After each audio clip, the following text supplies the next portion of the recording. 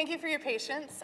My name is Jennifer Sertl, and I've actually been an executive coach and working between Syracuse, Rochester, and Buffalo for the last 20 years. And most recently, I've actually joined two teams. It's kind of fun because sometimes people go and then they have a business and then they go do their own thing afterwards. I've been self-employed for 20 years, and the two teams I'm on is Sertl Optics, which is a 360-degree camera system company that's really transforming immersive technology. And then the other is Say Hi, which is an AI that helps support well-being in business. And so I do have a couple of copies. I wrote a book called Upstate Founders Playbook, which is about founders across the region. There's a couple of these up here, and I'd love you to be able to get one. And I'm going to share one of the things that I've always cared about. I'm originally from Denver, and I studied existential philosophy. And I've had to wait about 30 years to really have the kind of value that's necessary, is how do you create coherence? And the interface that I care the most about is the interface between you and yourself, right? So when I think about conversation and communication as competitive advantage, even though we only have about 40 minutes, I'm going to take you through three distinct layers. One is the layer between how it is that you speak to yourself. The second is the layer around how it is that you relate to your colleagues. And then the third is how does your business communicate to the marketplace, right? So and it's a lot to cover, but I'm so glad you're here because I really feel passionate about it and don't feel that people are talking enough about the interface of the self to the self. So that's where I'm going to start, and we'll go here. As you know, how important language is when you're doing your machine learning, how impeccable you are in your query, right? Why are we not that impeccable in other places in our life? And so I will tell you, one question can change your life, and I'll tell you the question that changed mine was that in 2011, my son, who was 4 years old at the time, said, "Mommy, does your heart remote control people?" Okay.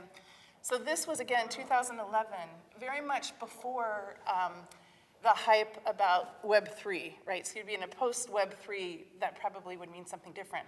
But in 2011, for me, driving my son to daycare, thinking I have to get to work, I'm going to be late, and my son just drops this bomb on me, right? I had to pull over. Because to me, all of a sudden, I realized for the very first time, my son was going to grow up in a world where he would never know the difference between reality and virtual reality. He would know reality, and for him, it would be immersive. It would be, however it is that things are, right? So that pretty much changed my life.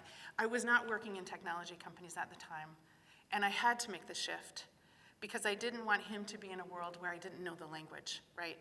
So I'm still struggling with the language of coding and all of those things, but I have chosen to work inside of technology teams in hopes that I can still connect with the next generation, right? So I think why I'm here is important.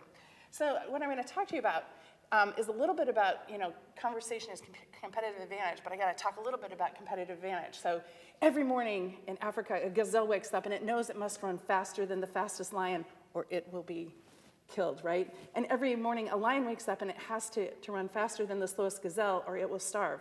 It doesn't matter if you're a lion or a gazelle. When the sun comes up, you've got to start running, right?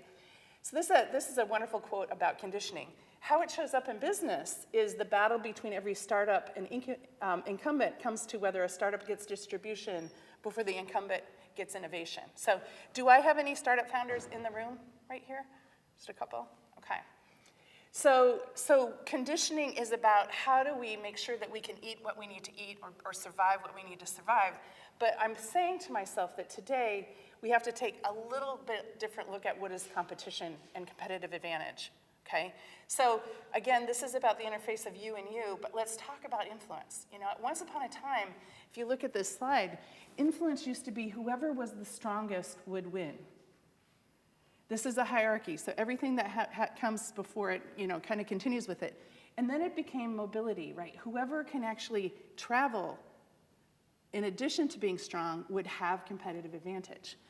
And then whoever currency became a type of trade. And so whoever had currency would actually have the power. The reason I put Kodak is Kodak, believe it or not, in Rochester, New York, where I live, was one of the first global infrastructure companies. So whoever has infrastructure would actually win. And then we move a little bit more and look at, customer data. Whoever has the most customer data would win. And some of the students that I work with came into the world where LinkedIn was it. It wasn't what you do, how strong you are, how much money you have, but who is it that you know in LinkedIn is your power. The power's in your network. And where we are today, and the reason I have these two images on the last, is that whoever has the most understanding of neuroscience will have the most power, right? And the picture right next to it is augmented, right? Whoever has the most augmented knowledge will have the power, right? And a lot of people don't really think about cognition as a competitive advantage, but the issue is that there are people that are selling algorithms to sell you things to make you poor and make you fat, right? Because they understand psychology better than we do. And so we really need, as human beings and individuals, parents, founders, community members, to really begin to study how our mind works even more so that we can actually be more protected on how things are influencing our behavior, okay? So, we could probably have a day on just this slide. We're not going to do that, but I just really feel that we need to think about competitive advantage. We have to talk about what are the different ways in which we have influence and power and competitiveness. And in this environment that we're in right now, you have it based on your strength, based on how much you've traveled, based on who you know, based on how well you understand augmented technology, and based on how well you know your own brain and how your brain works, and your biases, your cognitive biases. So we're gonna continue to move on. Now I want you to see there's been a shift in how things are valued, right? And again, we're gonna go into communication as an intangible asset. We have to look at one point in time, in 2002, was really the beginning of this revolution of everyone having tablets, having the internet, having Twitter, having globalization in our living rooms, right? And I want you to look at how much the value of the individual company was really, a fifth of the value was only in the things that were considered image, brand, customer, supplier relationships, how the organization built and kind of codified their processes, and then know-how, right? And today, why people can start a global business in their garage, right, is because how much it shifted. And this is the biggest, most dramatic shift I can show you, is that value inside of an organization is based on image, brand, customer, supplier relationships, customer loyalty, ideas for customers, all of these things. All of these things in the yellow and the blue are things that require dialogue, connection, and curation, the same way that you would garden. Your relationships, these ideas, these patents, these things come about through collaboration and certain things like that. So many times I speak into an audience full of founders, and so this is kind of an interesting thing. But I want you to begin to look at that how things are valued more is becoming how well there's coordination of things that are hard to measure, but things that you control through how you show up and how you connect, okay? So if this is true, and you would agree with me just for 50 minutes, that this could be true, that a whole lot of value is based on how you carry yourself and how you interact in the world, I think we need a new compass, right? And so this is kind of a thing that I really believe is that our competitive advantage today is how accurately we scan our environments and how we make decisions. Would you agree with that?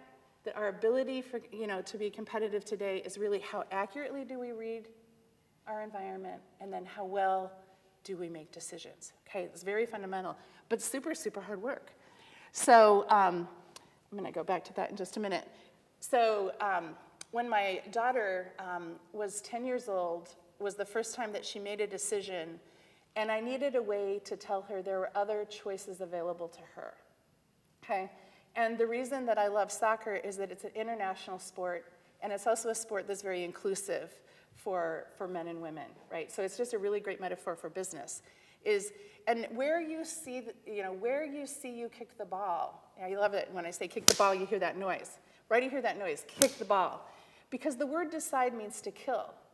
Homicide is to kill someone else. Suicide is to kill yourself. Decide, making a choice, is killing all other possibilities, right? So in order for us to look at the competitive, to look at the environment and make good decisions, we really have to understand how do we select certain data to make decisions, right? We're thin slicing all the time because the available data to us is overwhelming, information overload. So we've all created significant filters that allow us to have overwhelm, okay, cool, I can make sense of this, let me go move, right, to decide. And so this is really very fundamental, is that we're all so complex. We have values, goals, dreams, history, and caffeine, right, and sugar, and all of this, and then we have to act. We have to see where's the ball on the soccer field, and I want to be successful, I got to kill the ball. So what I'm suggesting to you is that the idea of you having better results in your life, having a better, whatever your goals are. And I know because it's almost the end of the year, many of us are looking at, where are my goals, what am I doing? A lot of people look at where the foot hits the ball, right? How am I kicking that ball? I'm saying, no, you have to go up a lot higher and think of what are the filters that are informing my behavior that's allowing me to get into a certain position to kick the ball in any way that I want to do that, okay? So I said we need a better compass. So the compass that I invite you to imagine, and again, so we can't even talk about, if I go back here, communication is where the foot hits the ball, right? You make a decision, you choose the word choices, you decide who you're going to talk to, you're going to decide when you're going to talk to them, right? But in order for us to actually be better communicators, we actually have to have a better sense of how well are we taking care of ourselves so that we can actually see our reality with accuracy, right? So what's interesting is that if you go to Barnes & Noble, and thank God there's still our bookstores, right? There's still our bookstores. You go and you'll see the self-help section is at a very different section than the business, right? And that bothers me so much. Because what is a business? A business is an aggregate of a collective of actions aligned to create a result, right? A business is almost like an organism. It's alive. A business is alive. It's a complex adaptive system. And so I don't like that they're in two separate places. So I took some time with my colleague, Kobe Huberman, and we actually designed this model where you look at yourself, okay? I want businesses to be more humane, and I want individuals to be more strategic. Because if, in fact, we can do this, we will collectively make better decisions. And I know everything about technology is about friction-free, right? If, in fact, we can create less friction, we'll be able to create less complexity, and if we have less complexity, we'll actually be able to create more results in whatever gives us a sense of well-being or fulfillment, right? This is all tracking. So let's just start with you, yourself, all right? And this is why I'm so glad you're here, because you're in this technology world, and where people are talking about, you're the ghost in your machine, right? Human beings are the killer app. And I want the app to hit reset. Here we go. We are here right now doing that reset. So spirituality is not religion. It's just, do you know that you matter and that your presence impacts others? It's as simple as that, right? Health and wellness, really hoping, I have a Whoop here that helps me track my sleep. So it is what you eat, how well you sleep, exercise, and all of those things. So we know we have a health, well-being aspect. Relationship is also really important. Who we love and making sure that how we do intimacy is great, because if we don't have a good personal, intimate life, sometimes when we're at work, we might take feedback more personally, right? Or we might treat our employees like sons and daughters versus coworkers and not honor the co-creation. That the hardest thing about business today is the 4 generations in the workplace, the idea that there is no real hierarchy because we all have different ways to contribute, right? And if you don't have a good relationship and get self-esteem in other places, the needs you're gonna have at work are gonna be a little bit more than is healthy, and you're not gonna be on accuracy, right?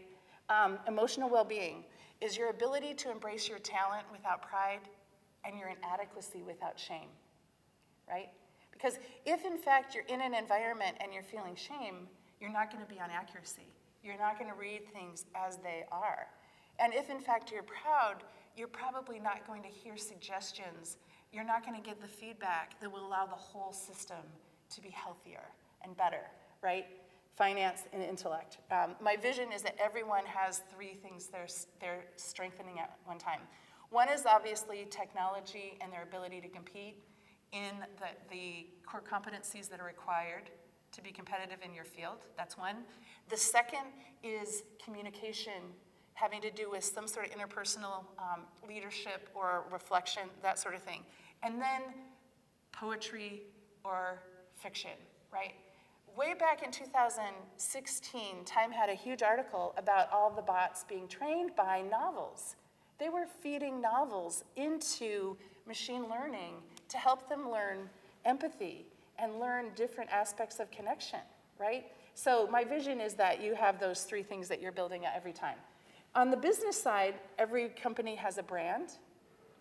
Every company has some sort of KPIs and how they're sensing, how they're measuring the company. They have their shareholder experience, right? They have their core business clarity, right? And you know from the book Good to Great, we know what that is. It's what does the company do exceptionally well that allows the company to feel a sense of joy and that we're great at something, and then something that the market will pay for, right? Financial sensors and knowledge. So if in fact we want to participate more competitively in the world and know how to show up, it's really important that we take care of ourselves and really create a design around how to do that, okay? And again, we could spend a lot of time on all these moments, but we want to go through. So what is my suggestion to you? Because of the filter piece, my suggestion to you is that you think of three distinct words that help define you, or that are part of your own identity. And there's a lot of different words that you can choose from that. And I'm just gonna show you what I did with mine. So the architecture, here's what I want you to pay attention to, not necessarily the words, but because there's so much complexity, if you codify how you wanna show up in the world, and I don't like how people say, build your personal brand. That doesn't sound as deep as what I'm saying, is that you need a way to curate and protect your identity so that when you participate, you know what and what not to do to injure your soul, your spirit, right? And so what I invite people to do, even though there's a lot of words on this list, did it go back to that? Well, I have some lists here, and certainly I believe you're gonna get access to all of these slides. I chose resilience, responsiveness, and reflection, right? Like what I hope is in my presence, people feel more resilient, they have a sense of being more responsive, and they leave more reflective, asking better questions, or at least different questions, right? And so you take the three words that you design, and then you put them into a definition with some observables, right? So that I am not saying to have agility, you need to be resilient, responsive, and reflective. I'm saying for myself and how I fine-tune myself, I use this design to ensure that I'm sharpening the areas that will help me be more resilient, more responsive, and more reflective, right? And when I go and do due diligence on where have I shown up and been effective, I benchmark it against how I define these things. Right? So having, like in this world where algorithms are out to get you, I mean, I'm feeling there's like this competitiveness around your headspace, right? Attention deficit, right? Everyone wants your attention. And we are attention deficit. So how do you begin to create some armor to help you protect your psyche is you create a structure that you can actually help navigate complexity with in this way. Right? And then I also just really invite you, if you're not already a journal writer, to keep a journal. And any journal people here that keep your journal, you keep your journal. That's awesome. That's awesome. So all you do with your three words is then you go and you ask, let's use resilient, responsive, reflective. This week, where have I been reflective, responsive, right? And then you use a delta, not a red pen, not I really screwed up at this event, right? What you do is you do the green to say, where can I improve? But the delta actually means growth. That's all it is. And the hardest part about our culture is that we feel embarrassed to be clumsy, right? How are we supposed to learn? The jobs of tomorrow haven't even been created yet. And many of us are asked to learn in public with social media all around us, being filmed at every hour of the day. There's no privacy. The problem is that anytime you learn new things, you're always going to be clumsy, right? And so we have to find a way to kind of track that and do that. I will tell you what, these 4 questions have been my 4 questions. You know, how oftentimes you kind of do a personal reset. And whether I'm working with a team, or whether I'm working with a client, or whether I'm working with my own self, these 4 questions I've been using since 2005. Where have I been? What have I learned? Where am I going? And what is required? Okay? These questions, they should come with some sort of warning, right? Because you know you're onto a good question. Good questions should lead to something yet undiscovered, right? So the point of a question is evolution in some point, right? But when you ask authentic questions, the hardest thing is that you may not like the answer. In fact, many of us actually are afraid to journal or afraid to ask these questions because you realize that if you ask them for real, your life might have to change, right? So when I've asked these questions, I've had to change jobs. When I've asked these questions, I've had to leave a 21-year marriage, right? These are not questions for they take courage. Courage means heart, right? But in the age of authenticity, which I would argue that we are, our ability to create value is our ability for our voice and the way we show up to be congruent. And congruence requires these questions. And congruence will help you navigate complexity in new ways. So I've been talking a lot about you and you, because these are how it is that you speak to yourself and how it is that you protect yourself has everything to do with how accurately you scan your environment and how you make decisions. You need to investigate your filter, strengthen the certainty of your identity in your filter, and then just trust certain things will show up for you and other things will not, right? I know this is heavy. It should come sometimes with Kleenex or with Tylenol. I'm not sure where people are with this, but there is coffee outside. So yes, coherence is perhaps the most important concept for more impactful conversations. I'm going to move now towards our conversations. This is so profound for me, is the idea that it really was around 2000 when I realized a lot of people say, well, you have conversations to get work done. But what if the work was the conversation, right? And again, I go back to how impeccable I am with my AI tools on how I use language, because I know everything to do about how I input is going to have everything to do with what I get output.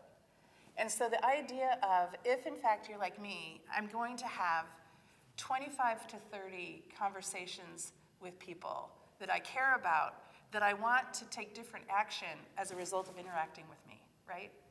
So if I treat those conversations with the level of care that I do to certain things I'm researching on my machine learning tools, it just creates incredibly different outcomes. And so I want you to think about, is there a way to create more space, and how it is that you choose to show up, and how you prepare for certain conversations that you want to be in. Because your presence will create new opportunities for you, right? There are things. It's amazing to be like a lighthouse. Is that if you think about how lights come in, there's things that will come to you that you couldn't pay to play, or you couldn't even apply to get, because the way you showed up is going to create new opportunities. it's never not happened. And anyone that has come back to me, and I do get a lot of emails from people after hearing this talk, they'll come back and they'll say, usually about 6 months, sometimes 2 years, you're not gonna believe it. This was scary, but here's where I am now. And it's magical. It really is. So we know external conversations, internal conversations, we need to be more impeccable with how we carry ourselves in our day-to-day. And as you know, on LinkedIn, there's 1 million people in the room, right?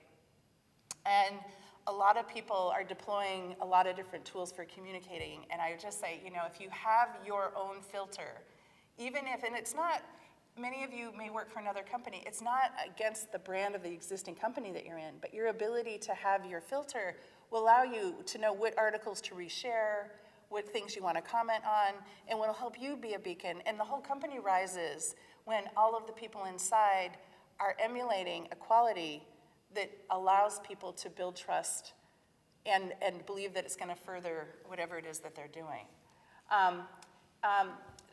This is, for companies that want to kind of create a presence inside, I ask them to use a filter as well. If you think about designing a company for innovation, it's very different than designing a company for cost, right? And the best example I can give you there is Mont Blanc and Bic. They're both pen companies. They're both profitable, right? They're both Fortune 500 or 5,000. But the infrastructure on how they're built and the culture and the values of each are so distinctly different, right? And so, and you may be working for a company that's about innovation or know-how or premium or synergy or delivery or velocity. The V is for velocity and the A is for agility. But what ends up happening is if you're working on a team, understand, is that team, is that company, is its promise about premium? Is its promise about innovation? Is its promise about cost? Because there are decisions that you can make that are going to be more aligned with that particular culture based on that. So then I go to the two companies that I've worked with. I wanted to share with you how you saw the architecture I have with Agility 3R with resilience, responsiveness, and reflection. The same thing can be done. Sertl Optics is a team of 19 engineers. Only I, the CFO, used to be an architect, and then I am their director of marketing. And but everyone else on the team is just incredible optics, mechanics, and software engineers. It's a really brilliant team. But we have a product that isn't going to be on the market for another 2 years, and I've been working with them for 3, right? So it's 5. So we had to create some sort of presence in how do we do that without a product? Well, we had to say, what's distinctly different about this unique team? And when I interviewed the team of engineers, I got some neat things about, what were your favorite projects? What were you working on that was amazing? When do you feel like you're in the state of flow? And I'll never forget, one of the engineers said to me, Jennifer, I care about detail. I care about detail so much. I care about the forest and the trees and the branches on the trees, right? Whew, I'd not heard that statement before, right? So what we did is we have, if you can see it, know-how, synergy, and innovation. We have a culture built on, know-how, synergy, and innovation. And what's exciting is that when we do articles, when we do tweets, when we do podcasts, when we do any storytelling, it has to fit our filter. Because we want to be a brand that happens to sell cameras, but we're a company that's based on innovation, know-how, and synergy. And if you look at all of our social media blueprint, you're going to see these things. The same happened with Grit Health. Grit Health is an online platform for cancer patients. Really neat story. The individual was a 27-year-old bodybuilder, nationally ranked with testicular cancer. When he was treated, the founder felt like he was treated like an old man, right? And he said, I really feel like no one's seeing me as an individual. So he created a platform for cancer patients to help support advocacy and belonging inside. And so their culture's 3 words were authenticity, relentless, and together, right? It used to be community, but through the work of iterating and through our community, we actually found that the word was together. because together meant more than community, because there were so many people that felt alone, right? And so the reason I give you these two examples is that it can work for engineering, it can work for behavioral science, it can work for community, is the idea of creating a filter and then making sure that filter has coherence and at least descriptors that identify it. And what it does, it allows you to know ways to participate that create more of that lighthouse appeal. Does that make sense? And so my vision for all of you is that you will think about, what if I have a coat of armor that before I step into the world, I find a way to kind of gear up for how I want to show up, or what gifts I want people to get from me, or how I can filter. If you create this architecture, it will really amaze you at how quickly you'll be able to make decisions. And the decisions are going to be powerful ones that are going to open doors that you don't know that you want to open. And so I just love, I love the idea of the water droplet, and that we have no idea the impact that we have. And so I want, like, my favorite thing is that change alone is eternal, perpetual, and immortal. What doesn't change is the human DNA, right? The synthesis of, like, that DNA strand. And so if you have a behavioral strand, I believe that the conversation with yourself is going to be stronger and healthier. The conversation you have with your colleagues is going to be stronger and healthier. And if you're within a company, that company's conversation with the marketplace is going to be a lot stronger. So this is a lot here. But my hope is that if you want to take a deeper dive with anything here, please connect with me on LinkedIn. And I'm so grateful that you spent some time with me this morning. Thank you. Thank you.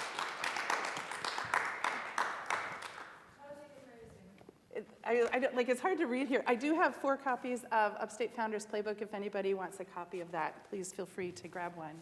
Thank you. What in particular? What did you like? Everything. Yeah?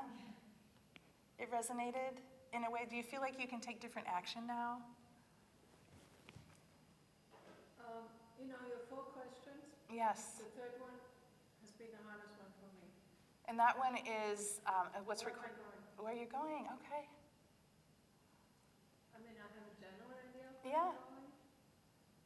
But And can we workshop it just a minute? what? Can I ask you just a couple questions about it? Yeah, go for it. Okay. Have you identified how you want to feel when you're there? Yes. Okay. Because I think that sometimes the feeling of what you want can give you more insight, not the destination itself, but how it is you're going to, like, how will you know you're there is really powerful for doing that, which is great. Is there anyone else that would like to ask a question or anything else? Yeah? Okay, we'll go you, then you. Yes. In your spectrum of evolving I'll just pull it up. competitive advantage, Yes. finding where that has changed over time. Yes. And you're saying cognition and understanding neurology and AI ages here. My question is, where is experience Ooh. as a competitive advantage? How would you, I think that is the truth, right? And that probably came before the strength, right? Because that's what allowed the person to know, if I'm stronger, I'll be okay, right? So what would you use as an icon for experience? And tell me a little bit more about, I think this is your talk, man. Tell me more about that. I'm a UX designer, so I say if you have 2 equal products competing, one of those dimensions is how does it feel to use it? Or, if you get better service at McDonald's than you do at Burger King, and it's just this person gave you a smile, that's a competitive advantage. That's in alignment with a lot of what you're saying, which is how you show up in the world and how you treat people and how you reflect on yourself and present yourself better. It's amazing, and this is raw, so I'm going to make mistakes with it, but the idea that given all these things at equal level, the only differentiator would be experience, right?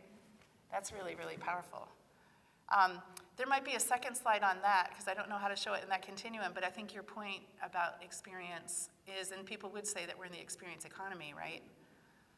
And so that's really powerful. Thanks. So it funnels into your know-how, right? Yeah. Like know-how that's built off of experience, right? Like if I've never opened a door before and then I go open the door, I now gain the knowledge to be able to open that door again. So I think our own personal experiences essentially affect all of them. So when we bring that into every single step of that process, it's that know-how or that insight. Yeah. Right? And how you're bringing about insight. And I think that another point that you make that I think is so good about experience, and we'll get right to your promise, is the idea that, if you think about, I'm so lucky that I had a son who was in the Roblox world and kind of building in these virtual realities, is that a lot of times I'm working with, generations that sometimes are sad that the hierarchy of who's been there the longest is no longer as valuable as people that are coming on board. And what people don't realize is that, the 10,000 hour rule, right? Even though someone might be 19, they probably have 50,000 hours in this new world. And you can't see experience the way that you can see degrees, the way that you can see, it's almost like if human beings had a way to actually be like the trunk of a tree, so that no matter what age a person is, you can actually see their experience, I think it would help us, like where we are right now, we need each other. All hands on deck, all perspectives on deck. And we as a culture haven't yet created safety for people that have built the pedigree, as well as people coming on board, how important they are all together, And so that's really interesting. What's your question or comment? Now I have an extra comment because I love that question, and I liked your point about how experience is basically inherent in all of this because it is Yeah. a human element. But I also think if you go to the slide where you have the differences in Apple's Yes. advantage, Yes. you highlight where experience is competitive, and that is in customer loyalty on the right, where really what we're trying to do on the customer experience side, Yeah, okay. as well as user experience design, what we're trying to do is make people feel like they want to keep doing business with us and meet their needs and have their goals met, and that becomes a competitive advantage. And I think the bottom line, the metric of that is customer retention. Yeah, right. But, and my question was, you gave a great example of the journaling. Yeah. And how that type of introspection affected these, or maybe were the catalyst for some of these big moments in your evolution, let's say. What I've found as well, both as a business owner and as just a human being on the planet, that was always masked to me were these smaller moments that you're making these, and I loved your Yeah. metaphor analogy of choice. Yeah. So, I'd love to hear if you have a couple of those smaller moments that were impactful and important, because I think that's what gets missed. Yes. So I'm going to bring in the D word, the word discipline, right? I love Pele. Like, he has this wonderful quote, everything is practice. Everything is practice. I don't know what's big or little in the decisions of my life. I have no clue. But I do journal rigorously towards my design weekly. And so I think the level of, and I will tell you the truth about this. I had to create an alter ego. Her name was Joan. I don't even like the name Joan. I don't know why I chose Joan. But I had to pick a different name so I could put myself on the calendar to keep my promises to myself. I kept my promises to my clients. I kept my promises to my spouse. I kept my promises to my children. But I didn't keep my promises to myself. So when I kept my promises to myself, the micro practice of journaling relative, and I had another journal for if I was the CEO, what would I do differently, right? Because what I noticed is that in a culture, sometimes you only have 90 days where you can actually keep your original eyesight. Again, how you scan the macro and how you make decisions is how you kind of retain accuracy. Many times we're in environments that we don't have autonomy, and to have autonomy would cost us more than survival, right? So I'm big on not disrespecting our choices. But having a place to say, this is what I'm noticing, allowed me, even in culture, to maintain my accuracy in what I was seeing and what I might do differently, right? And so I won't say, I can't really see causality except for the fact that I pay deep attention to my life. I pay deep attention to choices and the long view of those choices. And what I know is that I make better choices of my energy. You know, there's that wonderful movie with Justin Timberlake called Time, and they show barcodes where each person has a certain amount of time, and then if you're not lucky, someone will steal your time, you die, they get your extra hours, right? And I thought, you know, it is that precious where we put ourselves and who uses our attention. I want you to be masters of your attention. I don't care what decisions that you make. I want you to make them deliberately, not on default. That's my intent, right? Right, and so maybe to this point, awesome answer, I think, in that it sounds like another way for me to think about it is every choice is a micro moment of Yes, potential. yeah. And my poor students that at Rochester Institute of Technology, I'm like, every route, every like, every repost, every watch is autobiographical. Do you like the person that is being created through these micro choices, right? This culture is, sometimes they say, what you laugh at is your identity. And so anyway, that's a different conversation. Thank you for your time. All right, take care. Thank you. This was fun. Thank you. I totally love. I appreciate that. Thank you. Thank you. Is that I get to have 3 words. I thought I had to have just 1 word. No, not only I've do. been trying like crazy No, to put it all into one word. No. Not only do that. 3 Look at. words, No. You have And this then many. all those underneath. You can use. You can't. Not more than 5, because I don't want you to have to manage more than 20. But you have your macro, and then you have your observables, and sometimes you have 3. I love triads, right? Sometimes you can have 5. I won't give you 6. Because I'm trying to use divine architecture, right? And so if you think about it, a triangle is the strongest physical structure. And if in fact, you know, the hardest You part just keep giving me goosebumps. Oh, really? Yes. Well, it's because the hardest part about being a woman philosopher is everything. But when I learned to tie in physics, I said, if everything in physics has a conceptual component, can I divine with physics in the way I teach existential philosophy? And that has created the whole structure. Wow. Yes, thank you. So I do know where I'm going is I want to do something I love that makes a difference for people and makes a difference in the environment and brings me abundance.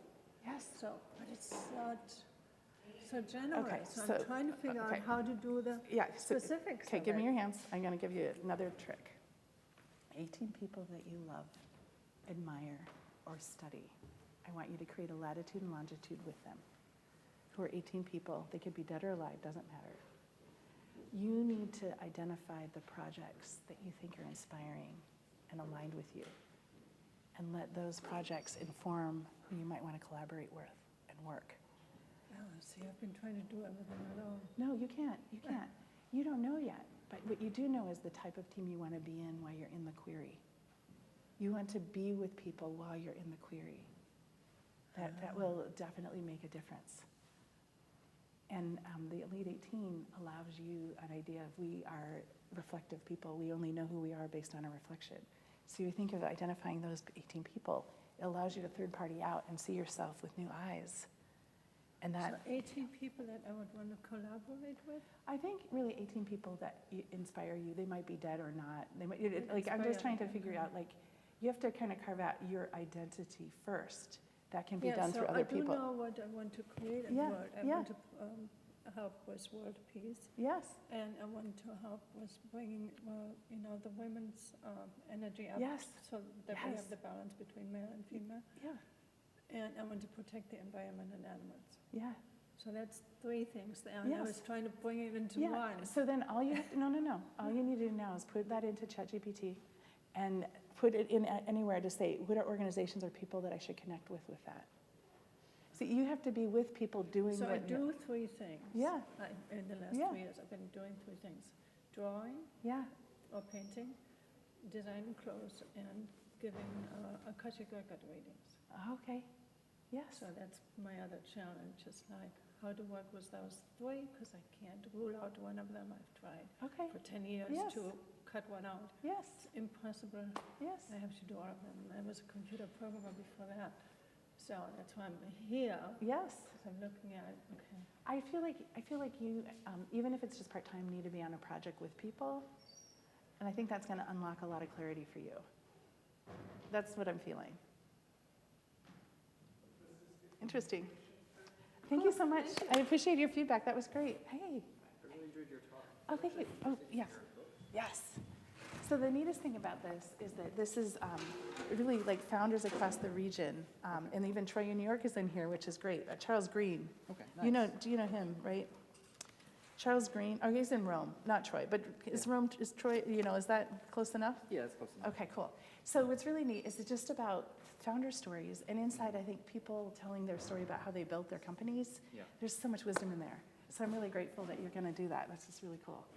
I think I'm not really interested in that, but my Yeah. wife is kind of Oh. interested in maybe trying to like start her own business or something Ooh, like that. So very I thought cool. this would be kind of like a nice like Oh. motivating thing for her. Oh, okay. The next thing you're going to want to do is uvc.org.